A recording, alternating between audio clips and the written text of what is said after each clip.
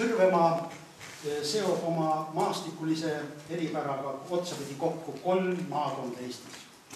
Harjumaa, Järvamaa ja Lääne-Virumaa. Ja Kõrvemaa on olnud kirjanduslikuks kulissiks sealt kandist pärit või siin elanud kirjanikest vähemalt 3 kirjanikule. Ja kõik need 3 on väga suurt kirjanikku. Kõigepealt muidugi Alguvallast pärit Anton Hansel Tammsaare. Tema vanema venna Jüri Hanseni Metsavahi talust Koitjärvel sai kirjaniku teine kodu. Rohketest metsadest, mäeküngastest ja järvesilmadest, rabadest ja kiirakäärulistest jõgedest ilmestatud maastikku on selle ilupärast ülistatud Eesti Šveitsis.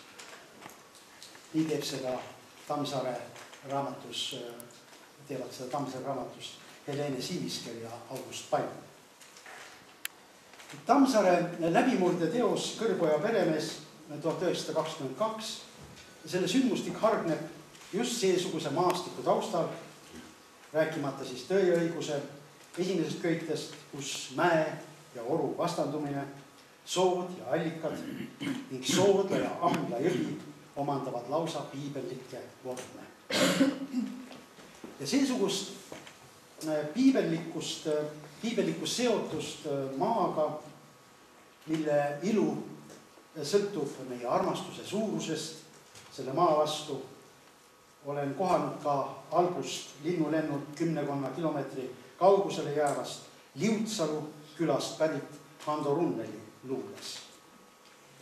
Ma meenutan sellega seoses kas või tema poeemi Ilus maa ja rahva lauludeks saanud luuletusi Üks veski seisab vete pääl ja teine luuletus Üks naine lehmaga läks üle mäe.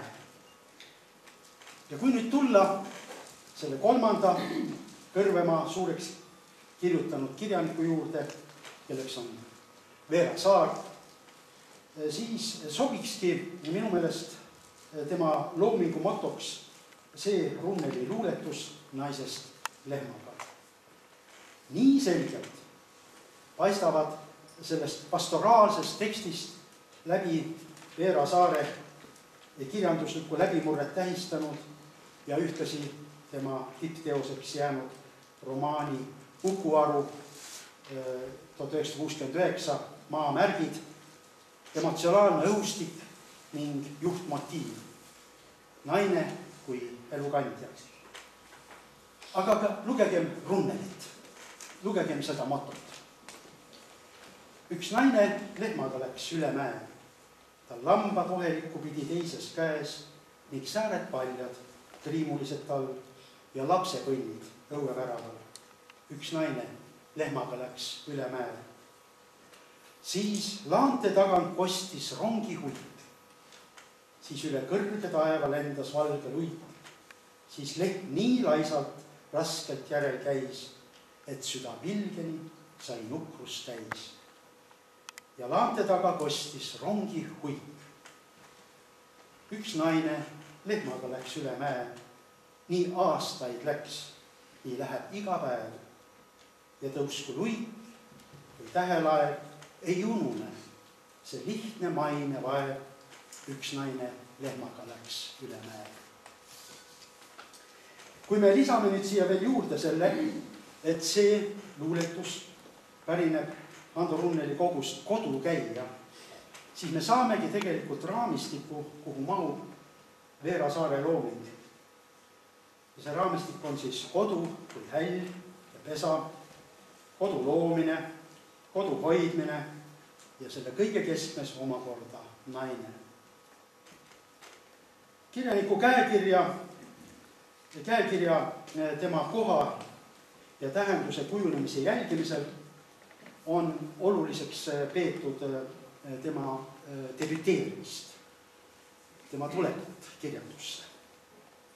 No kirjanduse ajalugu, sealhulgas Eesti kirjanduse ajalugu, tunneb niisuguseid teoste esmatulekuid, millest ongi saanud hiljem selle või teise kirjaniku visiitkaardid No nagu näiteks Eduard Bornhöhe Tasuja või Marie Underi sonetid või August Jakobsoni Vaeste patuste alev.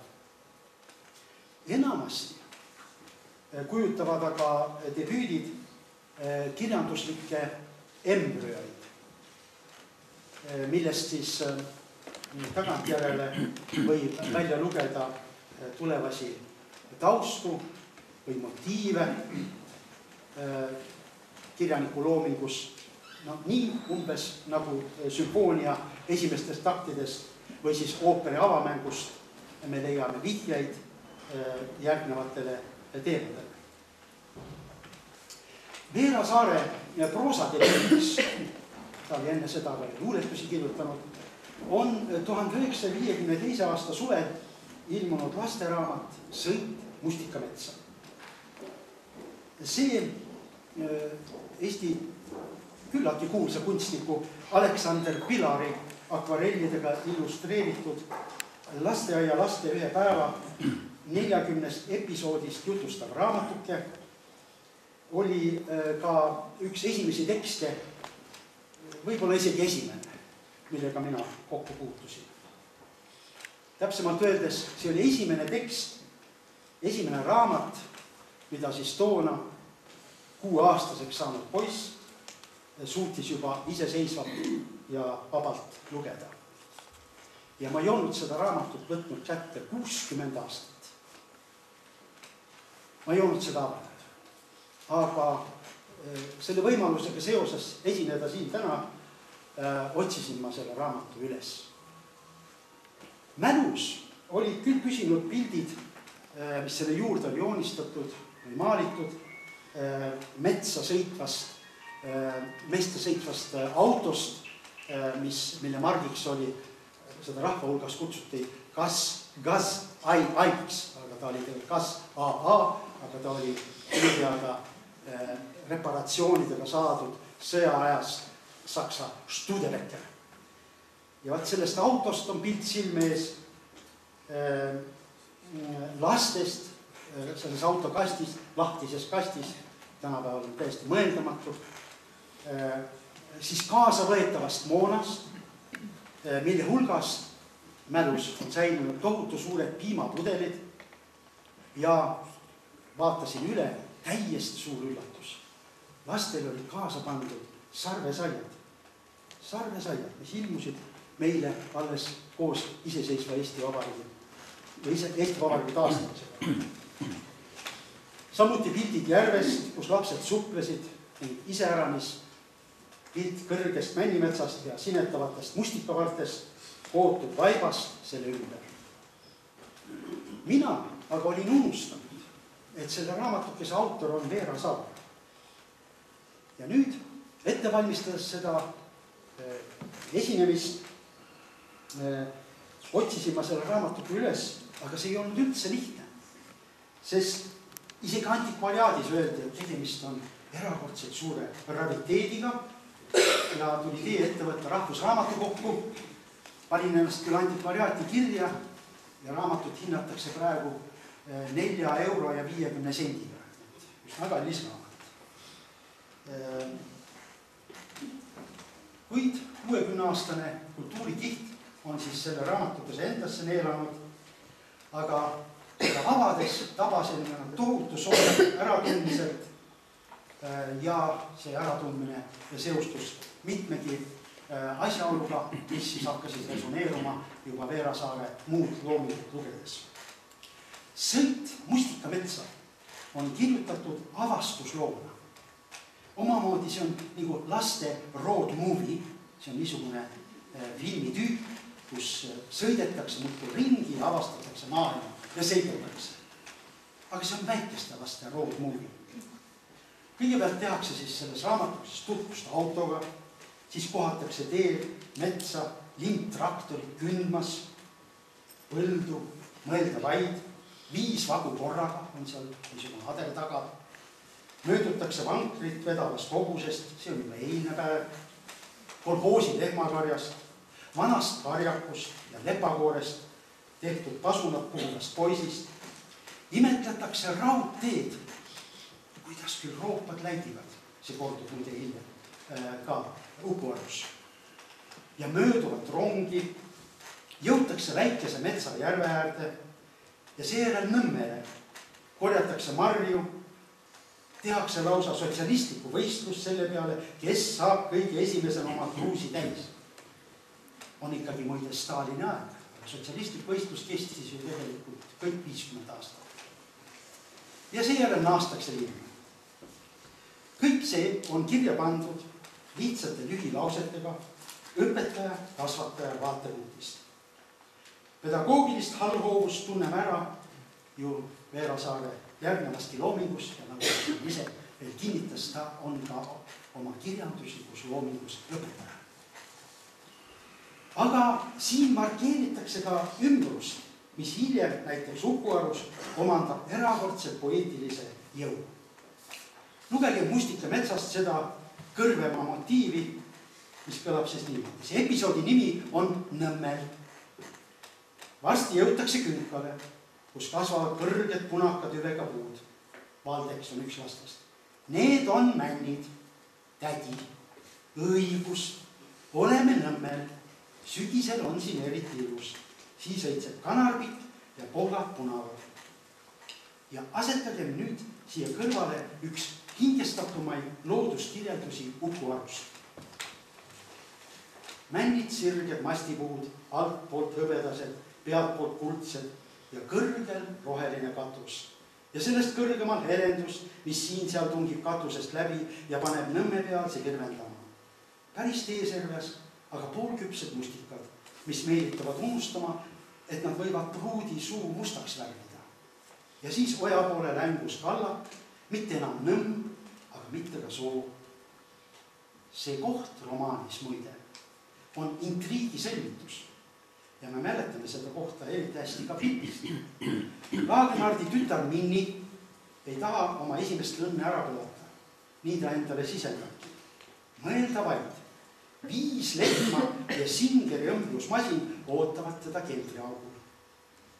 Ta on võtnud vastu selle lesestunud peremehe osja, kannab sõrmes loksuma kippuvat ja tõenäoliselt peremehe eelmisele naisele kuulunud kiilasõrmust ning on teel keldriaugule. Aga sealsamas kraavipervel kohtabki ta Akslit, seda muretut austerlast, kes ütleb talle Minni saatust määrava lause. Tõmba kassikuld sõrmest ja mu pill mängib sulle kogu eluaja. Sealtmaal loeme juba tulevase Uku Aru Minna lugu. Loeme, kuidas Minna unistab ämma ja äia kodus oma lusikast, kuidas ta jõuab koos Aksliga Uku Arule, Jänielt mägedele mööda keldriaugust ja siis künkast alla orgu Uku Aru metsa. Selles jõudmises on midagi sarnast Andrese ja Krõõda jõudmisega Vargamäele. Me loeme kodu rajamisest, me loeme, kuidas Minna, jutumärkides kodustab ka oma meest, Akslit, jäädes ikkagi lõpuks üksi oma tütarde ja poja Enn Aksliga. Niisiis, Veera Saare eluromaan Uku Aru ilmub 1969. aastal. See on sõjajärgse Eesti, Nõukogude Eesti ühiskonna ja kultuurielu periheel. Praha kevad on uputatud verre 1950. lõpus alanud Hruštšovi sulajaga, mille voogudes ilmub Veera Saare noorte inimeste dialoogia lõukesed taeval ja üle allikate, tehakse lõpp. Suurtest lootustest kantud uus sõjajärgne põlvkond, kes selle ajal ülikoole täidab ning keda osaliselt õpetavad veel Eesti-aegse haridusega õppejõud, ilmutab pettumust ja rahulolematust. Aga 1960. keskpaigas maitstud vaimse õhustiku liberaliseerumine, hävimisohus olnud Eesti rahvuskultuuri taassünd annab võimsa järellaimetuse. Kirjandusteadlane Mart Velsker ongi põhjendatult väitnud, et 60. loomus, täpsemalt see, mida 60. loomuseks on peetud, realiseerub kõige kujukamalt millalgi 1968, 1972, niisiis alles aastakümne lõpus ja osaliselt isegi sellest väljaspool.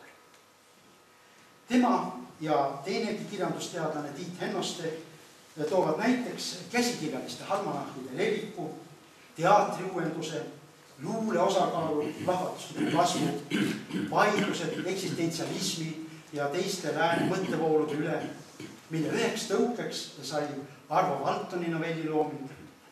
Romaani loomingus domineerib sel ajal lühi- ja mudelromaan.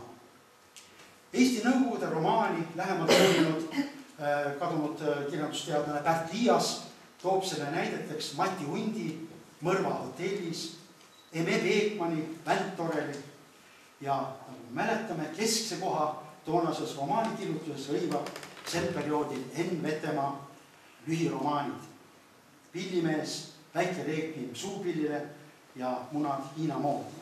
Kõik nad ilmuvad siis 67, 69, sel ajal ilmub ka Uku Aru.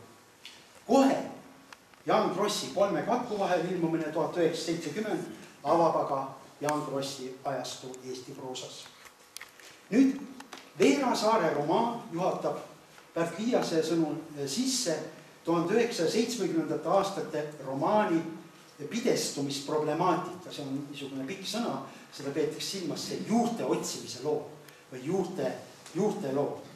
Ning tema meelest assotsieerub Veera Saare romaan toonase uuema ja Vene Nõukogude külaromaani väärtusskaalaga.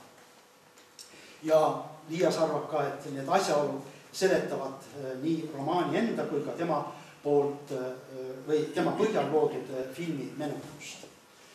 Kui Pärt Liias elanuks, kindlasti oleks ta palju korrigeerinud seda käsitlust, sest see Eesti Nõukogude romaani monograafia ilmub siis 80 aasta keskel, kui ta on kantud tugevalt veel sellest ideoloogilisest pitserist, mis valitses 70. aastatel ja 80. aastate algul. Omaaegse ja tänaseni kestva lugejamenu, mille tõestuseks on Uku Aru mitmed uustrükid, selle lugejamenu taga on siiski minu meelest teised kvaliteedid. Ma juba osutasin Uku Aru temaatilist lähedust Anton Hansen Tammsaare Tõe ja õigusele. Teisele mõjutegurile on viidanud Veera Saarest Eesti kirjanduse ajaloos peatüki kirjutanud Reet Krusten. Tema sõnul on selleks Veera Saare oskus kujutada ausameelselt inimese elu igapäevaseid probleeme ning teha seda inimese hingele vajaliku kosutava soorusega. Veel ühte aspekti Veera Saare loomingust, mida võib võtta eriti vanemapõlve lugejaskonda mõjutava tegurina, on kirjanduskriitik Arno Oja esile tõstnud. Ja nimelt, Uku Arule eeskujuks olnud Skandinaavia talupoja romaani. Veera Saar on ise meenutanud, kui väga lugemisväärseks pidas ta omaaegse kirjastuse loodus romaani sarjas ilmunud Nobeli laureaate ja Põhjamaade romaane. Arno Oja arvates on just Selma Lagerlöfi Charlotte Löwenskjöldist Veera Saar mõndagi õppinud, nimelt eepilist tõsielukujutust ja tugevate naiskarakterite näitamist. Oja kirjutab, Jäniöö metskond võiks vabalt olla Dalarna maakonnas, Uku Aru minna seista aga Ingmarssoni või Löwenskjöldide suguvõsa kangete naiste kõrval. Omalt poolt lisaksin veel ühe olulise momendi. Nimelt, Veera Saare romaanid kas algavad mälestusest, mäletamise kohustusest või kannab neid läbivalt mingi mälestuslik allhoovus. Uku Arust kirjutab ta, ikka on seda, mida unustada poleks vaja, mida unustada ei tohiks. Nii lõpetab ta Uku Aru romaani proloogi peaaegu luuleliste sõnadega. Lasta kohiseda mändidel ja voolata mälestusjõgedel. Mälestustega, nagu me kõik teame, on aga see asi, et ühelt poolt nad küll hoiavad elus kunagi olnud, dokumenteerivad seda. Teiselt poolt aga on iga mälestus ühtlasi hüvastijat kadunud maailmaga. Me näeme seda mitte ainult Uku Arus, vaid ka Veera Saare enda vanemaid ja tema lapsepõlve esimesi aastaid puudutavas Eesti väljarändajate elu Peterburi kubermangus kujutavas tetraloogias Krakowi mägi, maa hind, kodutee ja Käritsa leib. Nüüd kirjanduslikuks tüvitekstiks, siis, millest hargnevad teised tekstid ja mis jääb püsivalt kirjanduslooliseks niisuguseks pidepunktiks, vormus Uku Aru romaan Leida laiuse samanimelise filmiga 1974. Elle Kulli monumentaalseks naisekujuks mängitud Uku Aru Minna ja Lembit Ursaki nipernaadilik Aksel võrdsustuvad raamatu tegelastega. Kui nad seda ei võrdsustuks, kui nad ei oleks nii võimsalt esitatud, siis ei oleks näiteks 2003. aastal ilmunud romaani Uku Aru taastrükk esitanud neid tegelasi koguni illustratsiooniga. Siis seal on ära toodud nende stseenid, nende pildid nendest. Ja seda sünkretismi võimendab omakorda siis filmile kirjutatud Arvo Pärdi Uku Aru valss, mida me kuulsime siin ja mis minu meelest on üks kaunimaid viise ja üks iseloomulikumaid Eesti hingele. Selle filmi kaudu, selle valsi kaudu ja muidugi romaani enda kaudu tajume Uku Arut maaeestlastele just nimelt omase kannatlikkuse, melankooliaga tembitud allasurutud kire ja samas uskumatu eluvisaduse sümbolina. Kirjanduskultuuri tüvitekste me tunneme sellest ära, et nad nagu eritaksid üldkeelde lausungeid, mis kujunevad hiljem meie omavahelisteks paroolideks. Nii on üldkeeles kinnistanud Tammsaare Tõe ja õigusest pärit lause tee tööd ja näe vaeva, siis tuleb armastus.